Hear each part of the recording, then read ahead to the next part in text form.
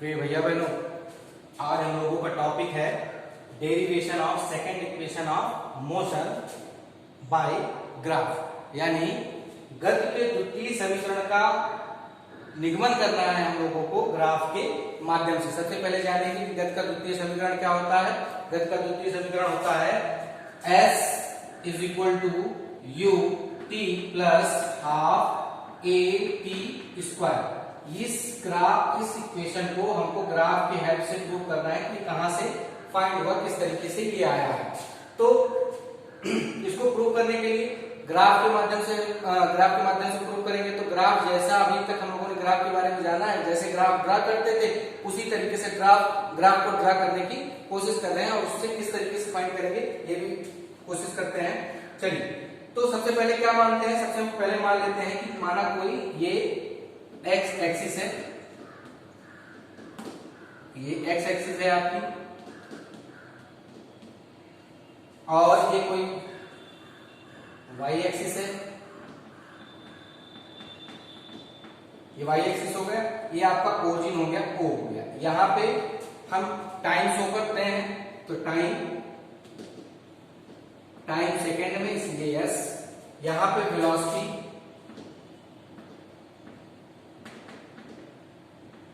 Metre पर second में, इसलिए इसकी यूनिट भी हम लिख दे रहे हैं। तो अब ये वेलोसिटी टाइम दोनों एक्सिस पे हमने शो कर दिया, यानी अब ये ग्राफ क्या कहलाएगा, velocity time graph. Velocity time graph में हमेशा क्या शो होता है, एक्सेलरेशन। और एक्सेलरेशन क्या कि यानी अगर बीच से हम कोई भी किसी भी तरीके की कर्व ड्रा करते हैं या क्रिएट करते हैं तो वो हमेशा क्या बताएगी, एक्सेलरेशन। और हम यह मान लेते हैं कि माना कोई मूविंग बॉडी या मूविंग पार्टिकल वो क्या कर रहा है, एक यूनिफॉर्म एक्सेलरेशन से मूव कर रहा है, एक समान त्वरण से आगे की तरफ बढ़ रहा है, तो उसका जो टाइम वेलोसिटी टाइम ग्राफ पे जो ग्राफ आएगा, जो उसकी कर्व आएगी, वो एक स्ट्रेट लाइन में आएगी, यानी इस तरीके से सीधी तरीके से आएगी। यानी ये ग्राफ हमेशा क्या शो करेगा, एक्सेलरेशन। ये हमेशा क्या शो करेगी, एक्सेलरेशन ए। अब ये 45 डिग्री के अप्रॉक्सीमेटली इसका झुकाव होता है। तो अगर इस तरीके का कोई ग्राफ होता है तो हम ये मान लेते हैं कि वो जो मूविंग बॉडी है वो एक समान त्वरण से आगे की तरफ गति कर रही है। अब हम मान लेते हैं कि माना किसी ए बिंदु पर उस मूविंग पार्टिकल का टाइम, जो उसने टाइम लिया वो t1 था। तो t1 टाइम इस ग्राफ इस पे शो करते हैं कि उस समय माना उसका टाइम, उसके द्वारा लिया गया समय t1 था। इसको दूसरी तरीके से क्या कहेंगे कि किसी कोई बॉडी जो है वो 0 से t समय के बीच में, यहाँ पे जो समय अंतराल है वो t1 माइनस 0 है। तो t या आप कह सकते हैं t1 समय पर किसी बॉडी का वेलोसिटी यानी प्रारंभिक वेग, इनिशियल वेलोसिटी u था। या दूसरी तरीके से क्या कहेंगे कि माना किसी पॉइंट ए पर किसी बॉडी द्वारा कितना समय लिया गया, t1, और उस समय उसकी वेलोसिटी क्या थी, u मतलब इनिशियल वेलोसिटी u थी। आफ्टर सम टाइम यानी t समय पश्चात, मान लेते हैं कुछ समय पश्चात उसके द्वारा उसका टाइम कितना हो जाता है, t2 हो जाता है, और वो मान लेते हैं बस कहां पर पहुंच जाती है, किसी b बिंदु पर पहुंच जाती है। ये मान लेते हैं b बिंदु पर उसकी वेलोसिटी क्या हो जाती है, फाइनल वेलोसिटी हो जाती है वो v हो जाती है।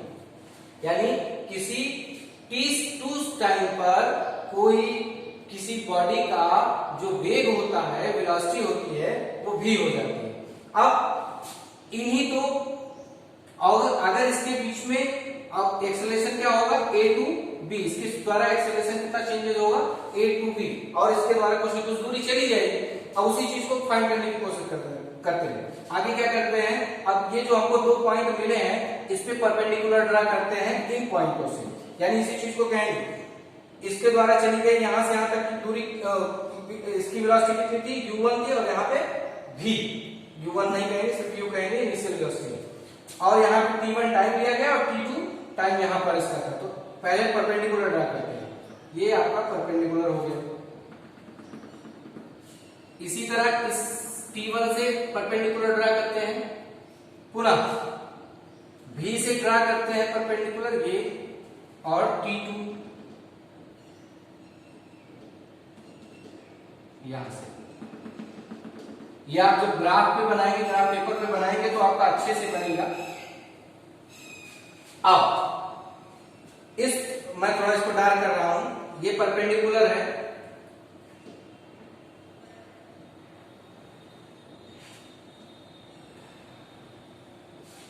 अब ये पॉइंट A है, ये B है, इसको मैंने मान लिया ये C है, ये D है, ये E है, और आपका ये B है।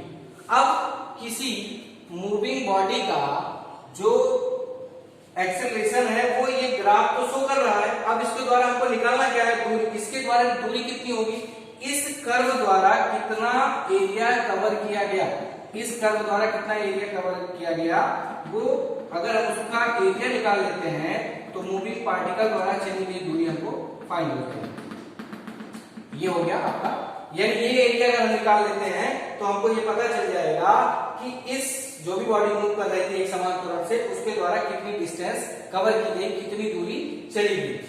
अब दूसरी बात यह है कि अब आप ये u यानी ये एरिया नहीं निकालना है। क्यों नहीं निकालना है, क्यों, क्योंकि ये t समय से पहले का है और जब तक u वेलोसिटी नहीं पाया था तब के पहले का, तो यानी ये एरिया हमको नहीं निकालना है, ये भी एरिया नहीं निकालना है। ये t जब से हम एज्यूम करना शुरू कर रहे हैं उसके पहले कितनी दूर कितना समय दिया गया था ये शो कर रहा है, और इधर क्या शो कर रहा है, कितनी वेलोसिटी तय की गई थी ये शो कर रहा है। यानी ये एरिया भी हमको नहीं निकालना है, ये सारे एरिया हमको नहीं निकालना, ये भी नहीं निकालना है क्योंकि जो ग्राफ हम ड्रा किए जो कर्व के बाहर का एरिया है। अब यहां पे जरा देखेंगे, यानी ED, BC और AC और ये आपका हो गया AB, ये सारे पॉइंट्स हमको क्लियर हो गए। अब अगर हम इस एरिया, इस ग्राफ, इस शेप का अगर हम एरिया निकालते हैं तो किस तरीके से निकालेंगे, यानी डिस्टेंस इसकी कितनी हो जाएगी, एरिया यानी S area of shape ACDB, area of ACDB, ये आपका हो जाएगा इसका area. S is equal to क्या हो जाएगा, अब यहां पर थोड़ा देखेंगे, ये हो जाएगा एरिया, क्योंकि इस तरीके का शेप है तो इसमें दो तरीके का शेप बन रहा है, एक रेक्टेंगल बन रहा है, और रेक्टेंगल क्या है ACDE, और ट्रायंगल क्या बन रहा है AEB। तो ये हो गया आपका, ये ट्रायंगल हो गया, तो यानी हम इसको दोनों को अलग अलग लिख रहे हैं। इसका एरिया निकालने के लिए हम लिखेंगे area of ACDE, ACDE plus area of AEB, AEB, ठीक है। अब क्या करते हैं,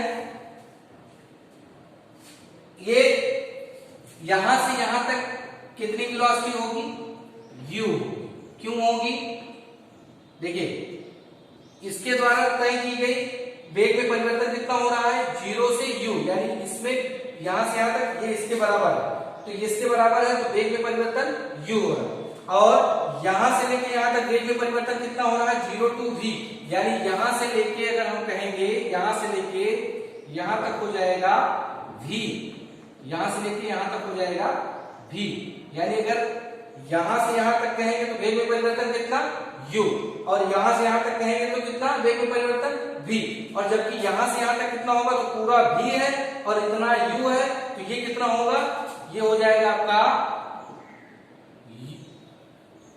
u minus v minus u, ये यहां से यहां तक का हो जाएगा, ये आपका यहां से यहां तक का हो जाएगा, यानी ये आपका हो जाएगा कितना, इसमें यहां से यहां तक वेलोसिटी कितना चेंजेस हो रहा है, v माइनस u, यहां से यहां तक u और यहां से यहां तक v, ये आपका हो गया। और टाइम में चेंजेस क्या हो रहा है, t1 से t2, यानी t2 माइनस t1 मैं मान ले रहा हूं, इसके द्वारा कुल समय कितना लिया जा रहा है, t चेंजेस हो रहा है t1 t2 माइनस t1, और इसमें परिवर्तन कितना हो रहा है, यानी मान लेते हैं ये t समय पश्चात इतनी दूरी को तय, यानी इसको दूसरी तरीके से क्या कहेंगे, कोई वस्तु t1 से t2 के बीच में कितना समय ले रहा है, t ले रहा है। तो ये इसके बीच में टाइम कितना हो गया, t सेकंड हो गया। अब इसी चीज को प्रूव करते हैं, यानी एरिया हमको निकालना है। एरिया कैसे निकालेंगे, ये है रेक्टेंगल, रेक्टेंगल का एरिया क्या होता है, यानी आयत का क्षेत्रफल क्या होता है, लंबाई गुणे चौड़ाई। तो लंबाई यानी ये और चौड़ाई ये, यानी इस चीज को लिखेंगे S is equal to A C multiply by C D plus 1/2 AEB।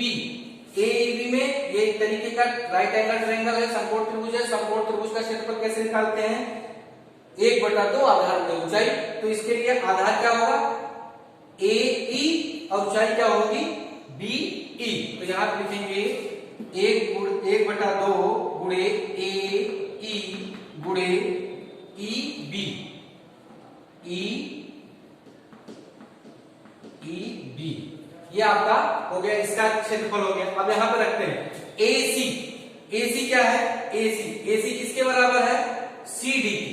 AC बराबर है CD के और CD बराबर AC के और AC बराबर U की, यानी ये पूरी डिस्टेंस कितनी हो जा रही है, U, यानी AC की जगह हम रख सकते हैं U। सीधी सी बात है, इसके द्वारा वेलोसिटी में कितना चेंजेस हो रहा है, U। AC यही है। दूसरा CD है CD, तो T2 minus T1 that is equal to T।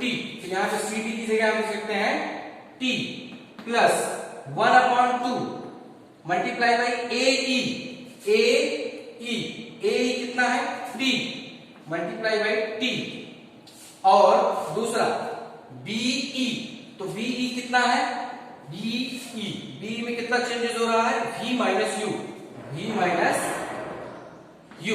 यानी हम इसी चीज को लिखेंगे S is equal to UT plus half V minus U into T। जरा थोड़ा सा पहले हम रिव्यू करते हैं। इसके पहले हम लोगों ने एक गति का प्रथम समीकरण निकाला था, जिसको हम लोगों ने निकाला था V is equal to U plus AT। अगर इसी को हम दूसरे फॉर्म में लिखें तो AT इज इक्वल टू लिख सकते हैं, sorry V minus U is equal to लिख सकते हैं AT। इसी के माध्यम से हम इस चीज को यहां पे रखते हैं, यानी अब V माइनस U की जगह हम क्या रख सकते हैं, AT। तो यहां पे लिखेंगे S is equal to UT plus half AT square.